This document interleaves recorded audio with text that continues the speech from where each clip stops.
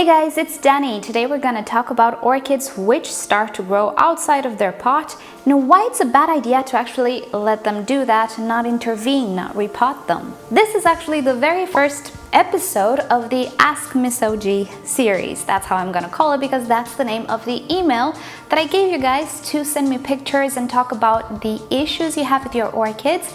And of course, I will try to help either by email or by making a video, and I think I answered about 90% of the emails you guys sent me. So having the experience of last week, tell me if you guys enjoyed it, if you found the answers useful or not. I know there are a few more emails that I didn't answer just yet, they're in the process. But today we're actually gonna look at some pictures that one of you lovely people sent to my email address, which shows some very advanced cases of orchids just growing out of their pots and the problems that my viewer encountered. And it just happens that I have a case too, not as bad as my viewer's case, but there we have it.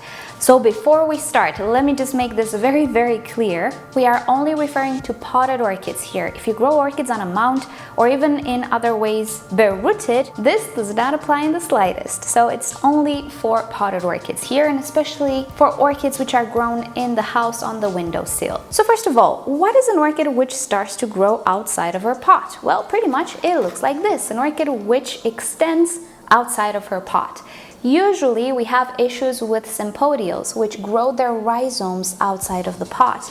If we refer to monopodials such as Phalaenopsis, we can have leaning orchids, but we cannot really say they're growing outside of the pot, although that can happen as well. If you don't know about sympodials, many of them extend their rhizome in one direction as they grow. If you don't turn them around so that they face the light source from different positions, they will pretty much travel in the direction of the light source. And because the pot is limited, at some point they will start to grow outside of it, practically over the rim. This can happen after a few years in which you've grown your orchid in the very same pot, or if it's repotted in a very unfortunate way, such as mine. If you can see, my orchid has the older growth towards the middle of the pot. This is a new orchid, well, relatively new orchid, and whoever repotted it prior to me purchasing it didn't know much about cattleyas, I suspect, because this is not the newest growth. The smaller pseudobulbs are usually an indication of seedling pseudobulbs, old structures of the orchid. So you have to follow the direction of growth, and typically when we repot sympodials, we try to put this section towards the edge and the new section, which is growing, towards the middle, just so we give it more time before it starts growing out of the pot. So what happens is, due to improper position or just too many years in the same pot, an orchid starts to grow outside. So what's the big deal with that? Typically these orchids, most of them are epiphytic. Well, there's no problem actually. The orchid will start to create roots outside of the pot, and as you can see, mine have been cut off because that's what they do in flower shops. But most probably if you have your own orchid, you will not cut away these roots. You'll have all sorts of roots extending outside of the pot. And inside the pot you will still have some roots, so pretty much there's no issue. For maybe around 2 to 3 years. Afterwards, you might encounter some complications, and this is what we're gonna talk about today. The orchid will start to get a sort of pendant shape. This is a problem mainly for windowsill growers, because it will start to take too much space. It will start to extend on the shelf or on the windowsill, which can be slightly uncomfortable in this type of setup. Then, as the orchid ages, and normally the roots inside of the pot just start to die off, you can actually have the surprise to wake up one day with a shriveled orchid, and even though you water the pot, you cannot really hydrate the orchid. And this is because all of the new roots, practically the future of the orchid, is outside. And the outside world, even if you water from time to time, even if you provide some higher humidity, cannot compare with the quantity of water that a pot can retain. That's the role and the purpose of the medium, to just offer water and to keep it there for longer, just so we have an easier life with orchids.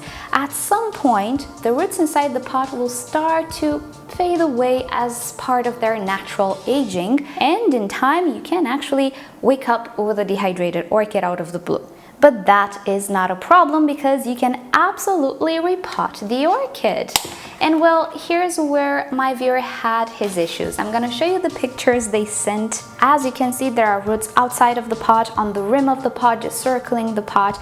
And the orchid has multiple directions of growth. And even though we do have a very healthy orchid, my viewer wants to repot, whether the medium is completely broken down to the point of actually becoming pretty toxic, or just wanting to change the setup, or just having a lifestyle change that doesn't permit them to water as often. That can happen, and that's something you should really take into account. You might not always have the time you have now. So for whatever reason, my viewer wants to repot. How are we going to do that? Now that the roots are swirling around the pot, they practically engulf the pot. Well, we cannot do it in a very elegant way. We need, of course, to soak the roots, soak the orchid, you know, the typical way of repotting, and keep our fingers crossed that we can remove the roots safely from the pot, which I guarantee you cannot save all of them, simply due to the way they are grown. And as you know, Cattleyas, in our case, don't do great with disturbance of the root system. They actually have a soft spot, their roots, at least in my experience, this has been the case. Therefore, I try to disturb my Cattleyas as less as possible. Thank goodness they work in an organic medium, right? So a part of those roots will be compromised, but I'm sure a part will survive. So you can absolutely repot the orchid with whatever roots it has. Being that the roots started to grow outside, they're what we call aerial roots. If you want to be politically correct, this is very wrong to say because epiphytic orchids only produce aerial roots. In nature, they're not potted or under the medium in any way. They're exposed to the air.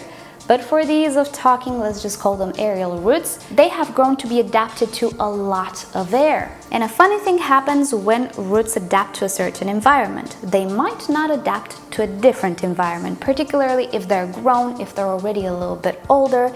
New roots can adapt faster than older roots. So whatever roots we're gonna have left, we're gonna pot, we're gonna put into medium. Well, automatically that medium will be a lot more moist than whatever we had in the air, especially again in a windowsill in a home. So we might have the bad surprise that the roots we worked so hard not to destroy will just perish due to the switch in environment.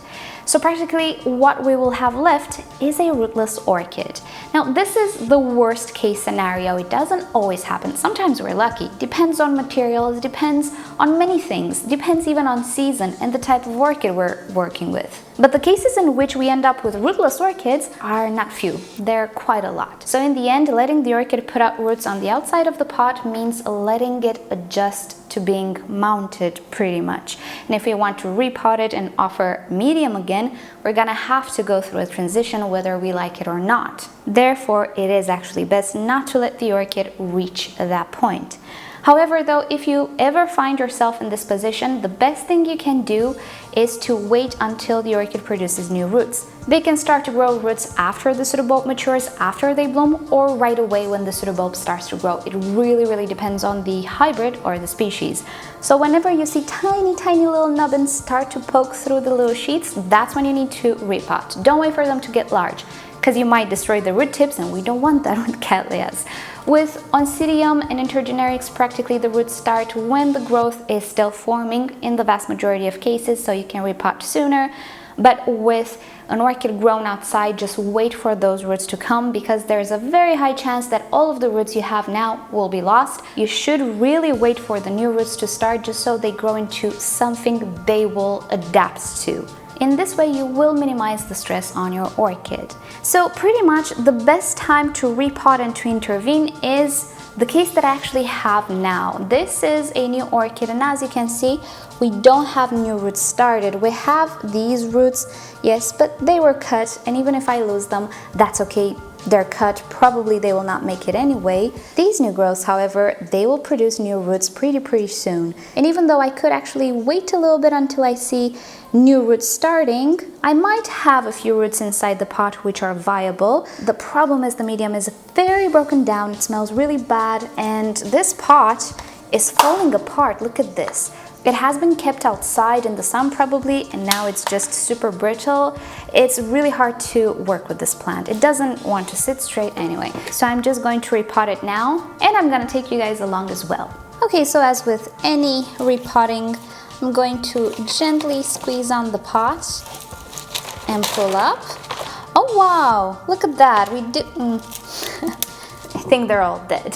Whenever I see these roots, I'm like, oh, but then, oh wait, they might actually be dead. That's what happens with store-bought orchids. Because they're not very well treated in the shop, you might end up with something like this. So I'm going to remove as much of this medium as possible. There isn't much medium actually to be removed, which is quite peculiar, to be fully honest with you guys. So I'm going to remove as much as I can, and then I'm going to go to the sink and water the orchid and the roots. I don't like to work with wet medium because it's just sticky everywhere, it makes a mess, no thank you. So I'm just going to remove whatever falls, and afterwards I'm going to go to the sink. So I think it's time to bring this orchid to the sink and remove whatever's left. This is what's left of the root system. It's not all that bad.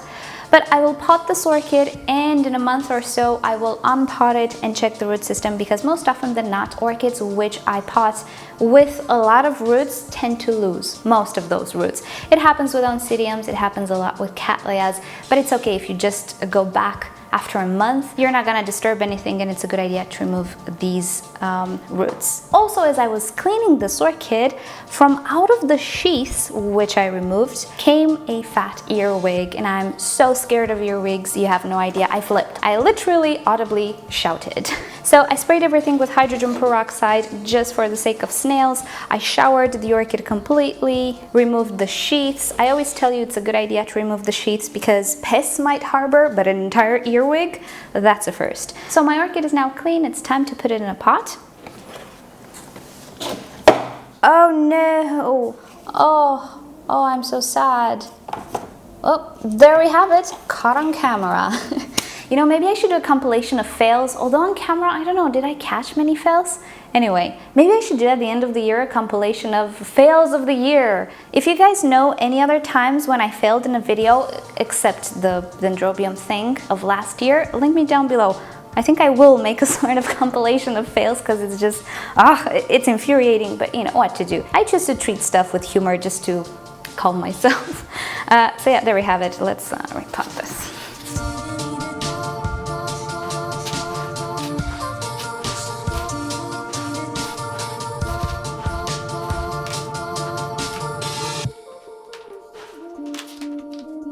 And there we have it, my orchid is done. I chose to put a few stakes because she's a little bit wobbly and I don't want her to move too much. And as you can see, the old part of the orchid is in the back towards the edge of the pot, and the new side with the new growth, whatever remains of them after I mutilated them, towards the center, the middle of the pot, just so they have more time to take over the pot. Now you can see this growth right here, which I broke, it's on the edge. That's okay, it's not gonna start to regrow again.